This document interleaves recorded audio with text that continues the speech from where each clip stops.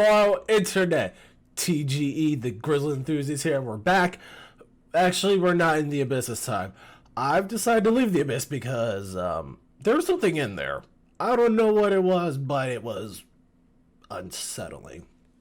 So I'm just on the internet now, just completely unhinged, flying through the interwebs, space, whatever it is. I'm basically just floating around there right now, not trying to be bound by anywhere, and I've liked it. It's been a lot of fun. Get to see some couple of cool websites, see people's Instagram accounts. Well, they're not there, and there's questionable websites out there. Yeah, I'm just gonna leave that alone. You all know how to search. Just type in P. But anyway, so today what we're gonna be doing is we're gonna be focusing on the last college that I'm personally gonna cover in Magic the Gathering. Yes, I know there's still two other ones, but here's the thing. The other two do not interest me. They bore me tremendously. So, and it's my channel, so I can do whatever I want. So today we're going to be going over the liberal arts of Strixhaven, Prismari. There you go. Prismari is the Izzet guild of this plane, and what they usually do is what all Izzet decks do: burn and control. They meant to slow your opponent down until you're able to get to the certain position you need to slap down your win con and get that sweet dub. The deck I'm going to discuss is pretty flexible. And either you can burn your opponent for a win con, or you can come in with your big beaters to just slap him over the head. And it's going to be in the sky because we're in blue, and blue has flyers for their beaters because that's what blue does. Either burn or slap down your big creature for the win con.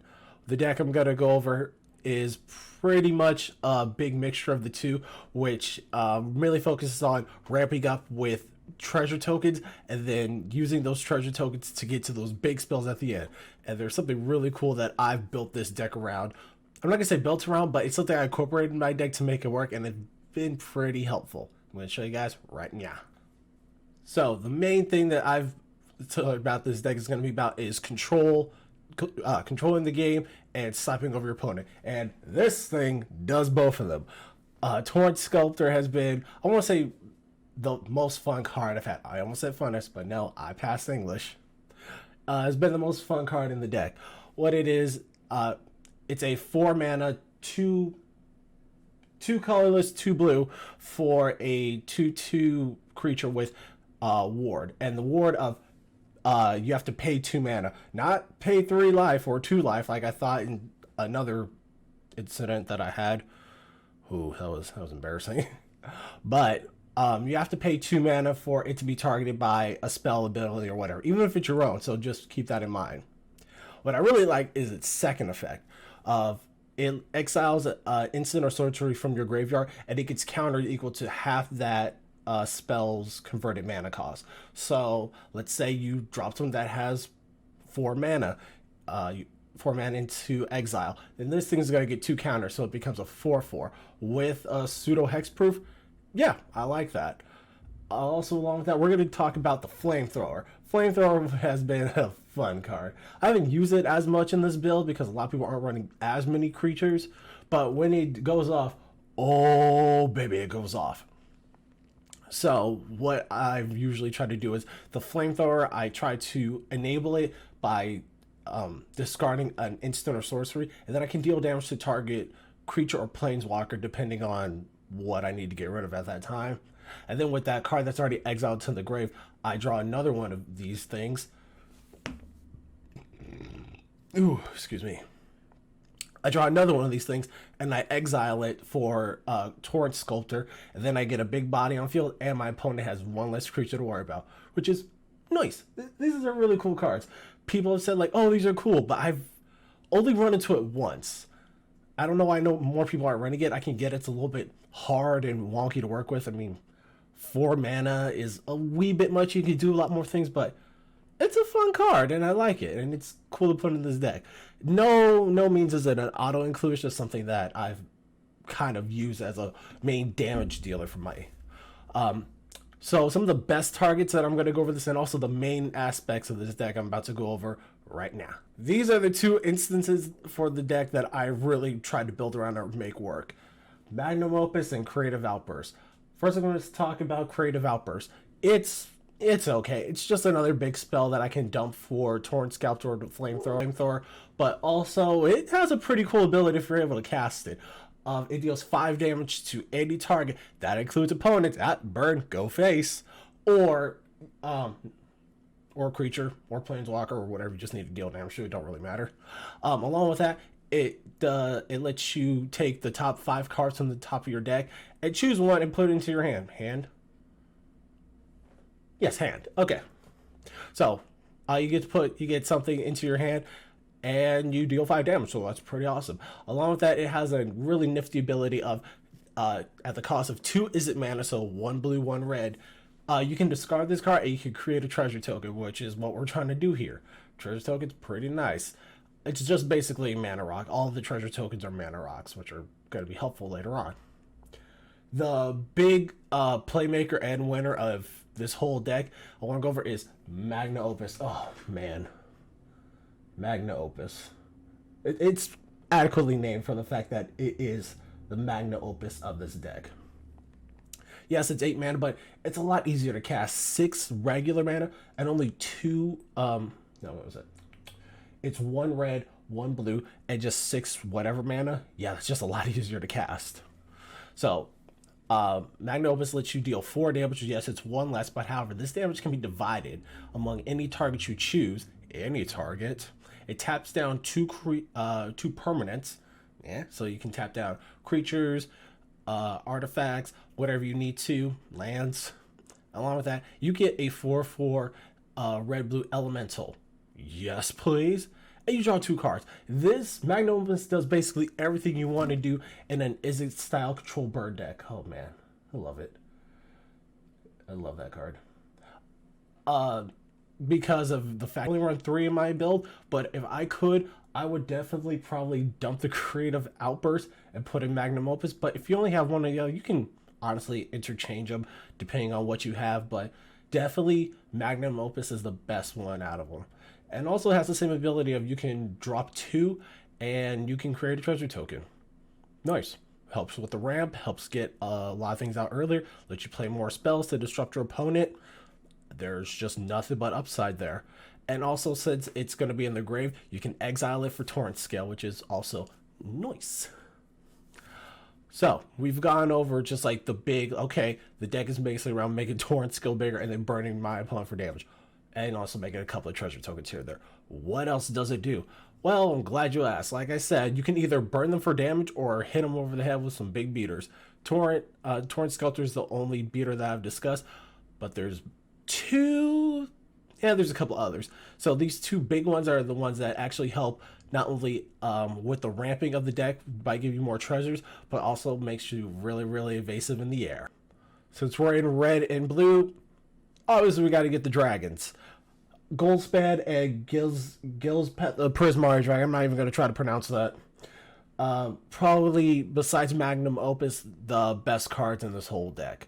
So, Goldspan Dragon, we all know what Goldspan Dragon does. We've been, at least hopefully, most of you have been playing since Kaldheim, but basically what it is a 5 mana cost 4/4 flying dragon with haste of whenever it attacks or becomes the target of a spell, it lets you create a treasure token. We've already said treasure tokens are nice. That's what we're trying to do because they help with the ramp. Yeah, that's basically what it is. They just help with the ramp. But with all these treasure tokens we're making, what's the point? Is it just for mana ramp? Yes. But the downside of the treasure tokens is you have to sacrifice them. So it's just a 1 mana cost. Not 1 mana cost. 1 turn sort of ramp solution.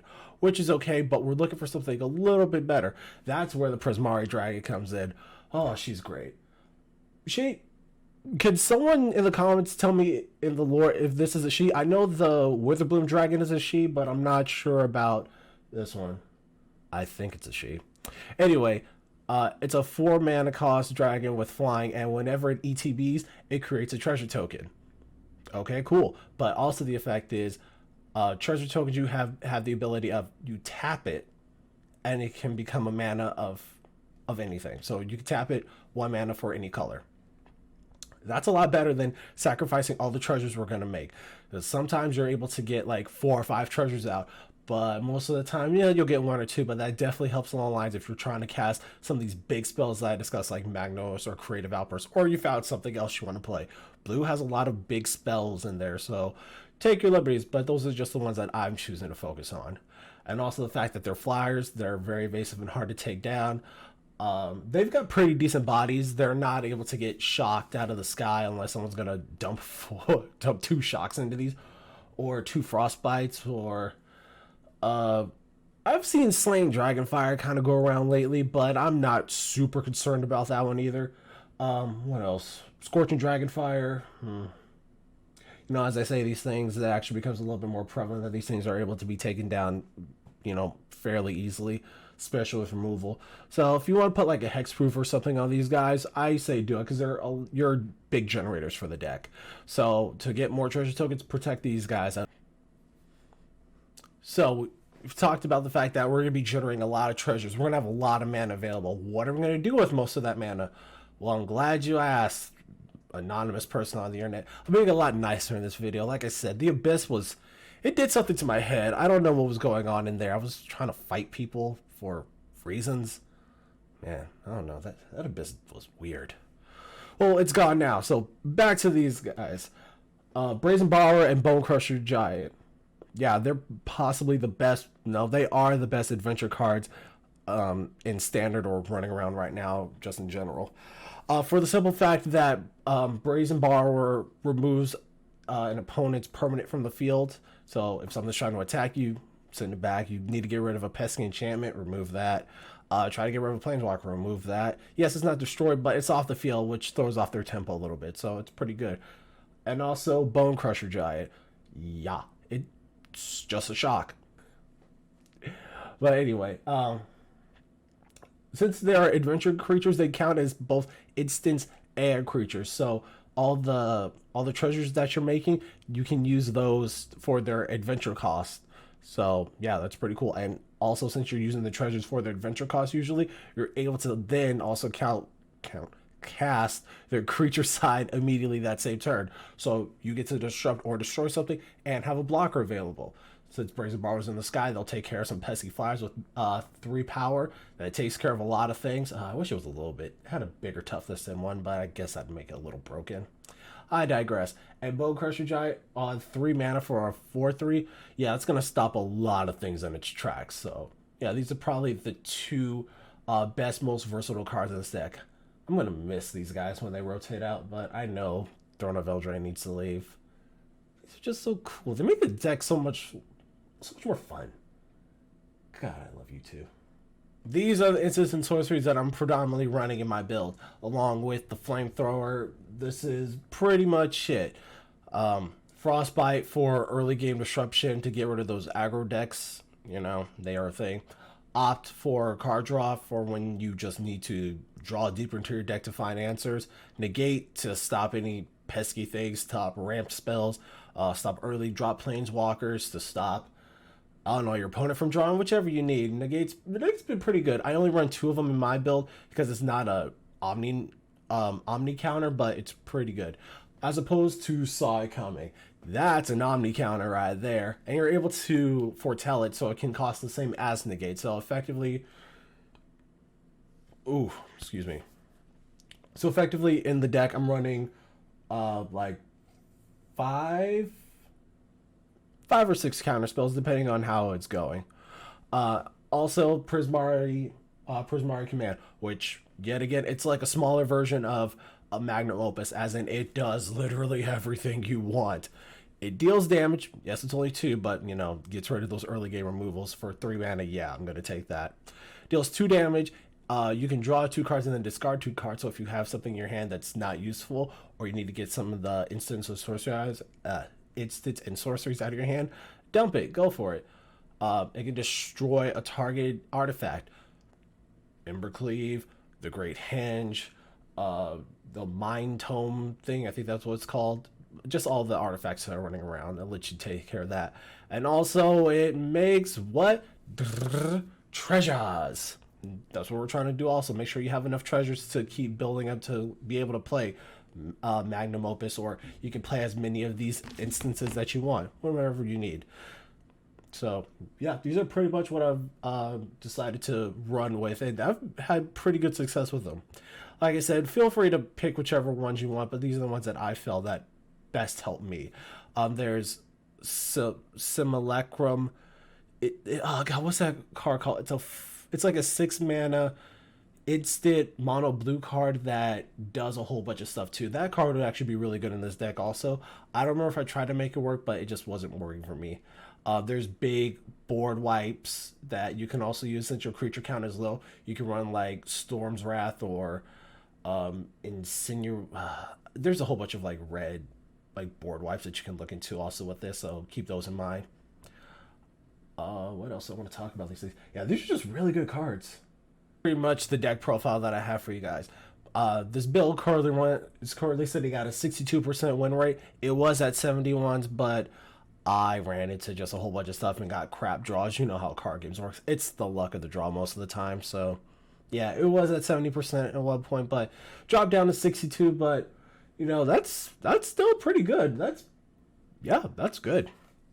When you're mulliganing for this deck, try to make sure you get a lot of your early one drops. You get your Frostbite, you get the Ops, try to get a Negate, just stuff that you can have early game interaction because you don't have really early one drop cards. So trying to have that interaction really helps. Along with that, if you get any of the discard cards like Magnum Opus or Creative Outburst, keep those in your hand because you're able to discard them and then get more treasures, and then you can build off of that.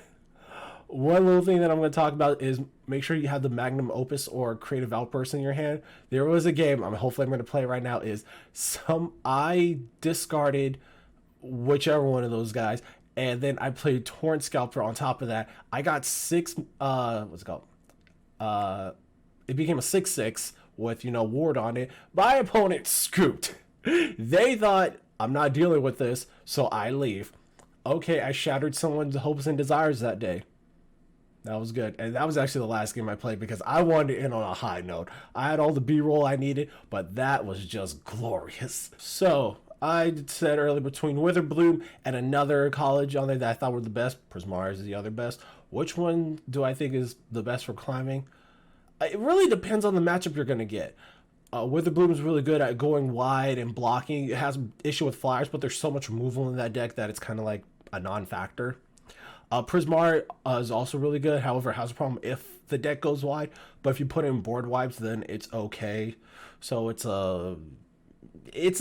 really hard to tell. But these are probably the best two ones I would say you should climb with. Do them. See what it's like for you. I've definitely run into a lot more Witherbloom than I have, but it's mainly because the Sagori Witch, yeah, that's what I'm going to call it, has just been seeing a lot of play because she just makes tokens that gain life. The Prismari one has been pretty good because I know the Dragon has been fairly decent because it's a early drop, it has big butt, flies, makes treasure, so that's basically free mana. Whichever one it is, yeah. Anyway, guys, that's it. If you liked the content, please like and subscribe. I don't usually ask for those. It's the cringy YouTuber thing to do, but I think it does better with engagements. So if you made it to the end of the video, thanks. Please like and subscribe. I'm trying to quit my job. I hate my life a little bit. Also, follow me on Twitter. I post some pretty dang stuff over there. Yeah, go check it out. And like I said, this is going to be the last Strixhaven specific one that I'm going to go over because, like I said, I'm bored with the other colleges, and there's another couple of decks that I've been working with as I'm looking at the win rates right here. Oh, yeah. There's a couple of good ones in here that I'm going to show you guys. And that's it. So wherever you're at in the world, I just hope you continue to be happy and healthy. Take it easy, and I'm going to keep running because I think if I stay here too long, the Abyss will find me. So I'll catch you in the next one. Later!